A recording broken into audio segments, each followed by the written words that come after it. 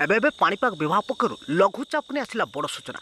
पुणी बंगोपसागर में दाना बांधुची लघुचाप 24 घंटे लघुचाप क्षेत्र सृष्टि नहीं सूचना देछि पाणीपाग केन्द्र।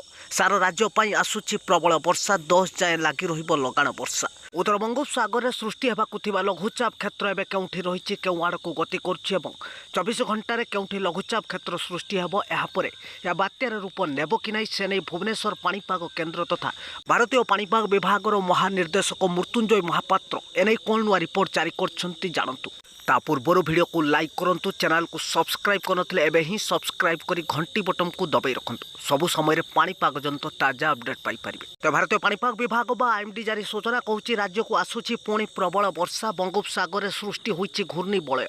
दक्षिण पूर्व बांग्लादेश यार पार्श्ववर्ती अंचल में गतकाली घूर्णी बलय सृष्टि होइथिबा नै सूचना देछि विभाग। एवं आज मध्यरात्रि किंबा आसंताकाली सकाळ सुधा लघुचाप क्षेत्र में परिणत हेबा नै संभावना थिबा कुहा जायछि।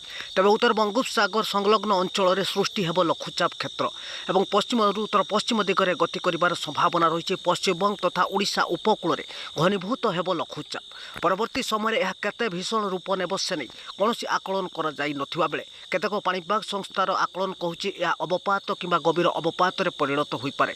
तबे अक्टोबर मासरे प्रतिवर्ष बात्या आसुथिबारु चलित वर्ष मध्य बात्या संभावना को एड़ाई हेब नाही बोली केतेक पाणीपाग संस्था सूचना दैछंती।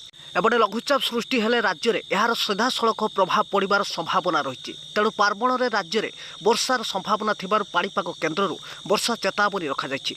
एपटे 24 घंटे राज्यर अनेक स्थान में कालबैशाखी वज्रपात संभावना रही। आज येलो वार्निंग नहीं मालकानगिरी, कोरापुट, नवरंगपुर, कलाहांडी, रायगड़ा, गजपति, गंजाम, कंधमाल, नयागढ़, खुर्दा, पुरी समेत जगतसिंहपुर, केन्द्रापड़ा, कटक, ढेंकानाल, जाजपुर, भद्रक, बालेश्वर और केउझर, मयूरभंज जिला को पाणीपाग विभाग बिजुली घड़घड़ी सह वज्रपात और हालुकारू मध्यम धरणर वर्षा नहीं पाणीपाग केन्द्र सतर्क सूचना कहुଯାଇଛି।